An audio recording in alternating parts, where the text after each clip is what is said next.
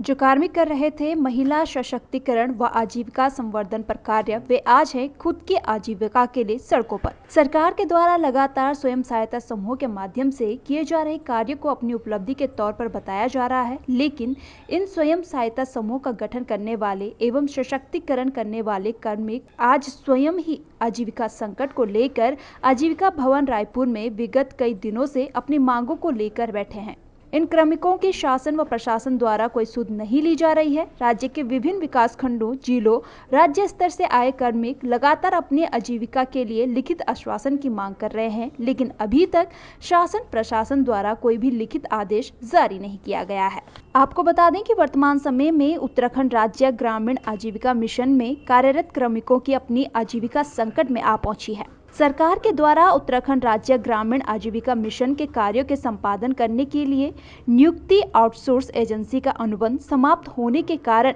इसमें कार्य कर रहे कार्मिकों की आजीविका समाप्त हो गई है, जिससे उनके परिवारों के सामने आजीविका का संकट उत्पन्न हो गया है। साथ ही साथ आउटसोर्सिंग एजेंसियों व कार्यरत स्टाफ के बार बार बदलाव के कारण भी परियोजना के दीर्घकालीन उद्देश्यों पर प्रतिकूल प्रभाव पड़ रहा है।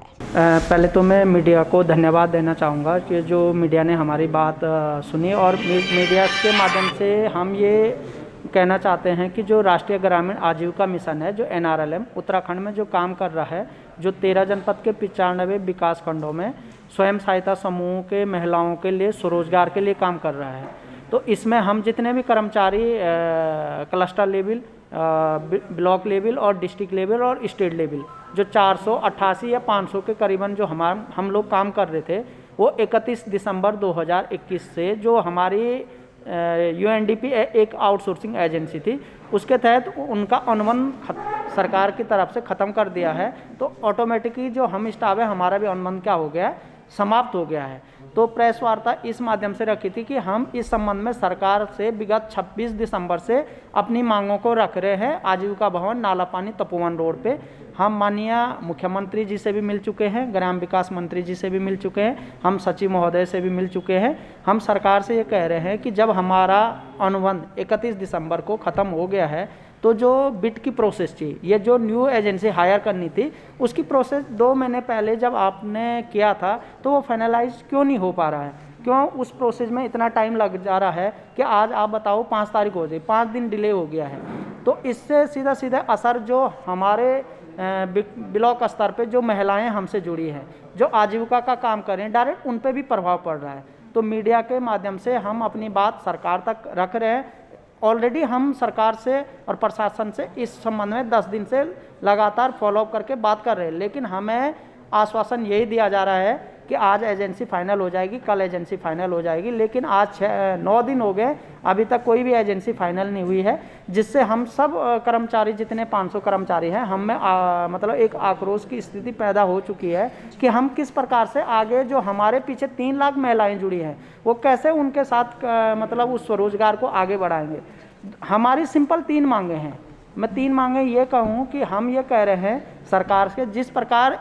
एजेंसी UNDP का एग्रीमेंट ख़त्म हो गया है, तो नई एजेंसी, जो भी नई एजेंसी यहाँ पे आए, वो एक रेपुटेटेड एजेंसी आए, और जितना हमारा डिस्ट्रिक्ट, स्टेट और ब्लॉक और क्लस्टर का स्टाफ है, वो सतत रहे, मतलब उनको ही कंटिन्यू किया जाए। दूसरी मांग हमारी यह है कि अगर कोई एजेंसी आती है, तो वो मतलब एक रेपुटेटेड एजेंसी आए UNDP की तरह, या हो सकता है उससे भी अच्छी एजेंसी हो। तो हम ये नहीं कह रहे हैं कि हमें उसी के तहत रहना है, एजेंसी कोई भी आए, पर हमारी मांग यही है कि सरकार हमें लिखित में आश्वासन दे कि आप लोग अपने कार्यस्थल पे जाएं, आप कंटिन्यू काम करें, हम बिड की प्रक्रिया फाइनल कर रहे हैं, आप जाइए और आप लोग जितने कर्मचारी हैं, आपको कंटिन्यू उसमें किया जाएगा। लेकिन ये हमें लिखित रूप में अभी तक नहीं दिया गया, जिससे हम सारे लोग यहाँ पे अपने ऑफिस में विरोध प्रदर्शन कर रहे हैं। तीसरा हमारा कहना यह है कि सरकार ने जब इतनी महत्वाकांक्षी योजना जो चलाई है, अभी माननीय मुख्यमंत्री जी ने, हम सरकार की तारीफ करते हैं, 82 करोड़ रुपया इन 4 महीनों पहले सरकार ने हमारे NRLM के थ्रू, जो CLF होता है क्लस्टर लेवल फेडरेशन, BO होता है विलेज लेवल ऑर्गेनाइजेशन, और SHG होता है सेल्फ हेल्प ग्रुप, इसके लिए आवंटित किया है। वो किस लिए किया है कि क्लस्टर लेवल फेडरेशन में हमारे करीबन एक फेडरेशन में 700 से 800 महिलाएं जुड़ी होती है। उत्तराखंड में 159 हमारे CLF हैं, वो क्या करते हैं, स्वरोजगार के लिए काम करते हैं। वो मंडवा बिस्कुट के लिए काम करते हैं, वो मोटे अनाज पे काम करते हैं, वो फूड प्रोसेसिंग पे काम करते हैं, वो डेयरी पे काम करते हैं, वो मौन पालन पे काम करते हैं, वो हैंडीक्राफ्ट पे काम करते हैं। 5-5 लाख रुपए फेडरेशन को दिया है, और जो हम इम्प्लीमेंट करने वाले हैं वो 31 तारीख को बाहर हो गए, वो पूरी धनराशि वहाँ पे पड़ी हुई है। तो हम सरकार को ये भी बताना चाह रहे हैं, एक और तो स्वरोजगार की बात हो रही है, रोजगार की बात हो रही है, तो हमें मतलब ऐसा मतलब आचरण क्यों किया जा रहा है कि हम सारे कर्मचारियों को बाहर कर दिया। हमारे लिए कोई भी सोच का रास्ता ऐसा सरकार ने नहीं रखा है। और मैं फिर दोबारा कह रहा हूँ कि 10 दिन से बहुत दूरस्थ क्षेत्र से हमारे बहनें बच्चों को लेकर के, हमारे स्टाफ पिथौरागढ़, चंपावत, अल्मोड़ा, चमोली, बागेश्वर, टिहरी से यहाँ पे बैठे हुए हैं। तो आप देखो इस कड़ाके की ठंड में भी वो अपना जायज़ मांग, हम ये नहीं कह रहे हैं कि हमें सरकारी करना है, हमारी मतलब आप सैलरी इंक्रीज कर दो। हमारे देखो 4 पॉइंट है कि हम जिस प्रकार से हम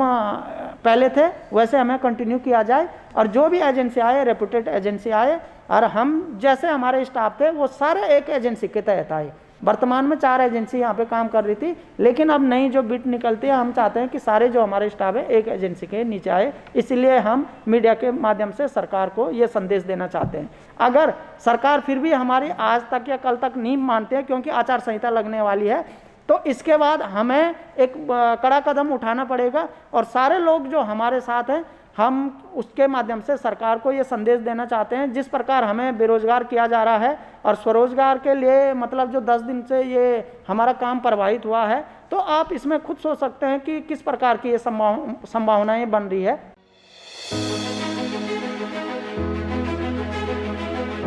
उत्तराखंड के मुद्दे रोजगार से कामगार तक, पर्यटन से पर्वतों तक, सत्ता के गलियारों से हर गांव की गलियों तक,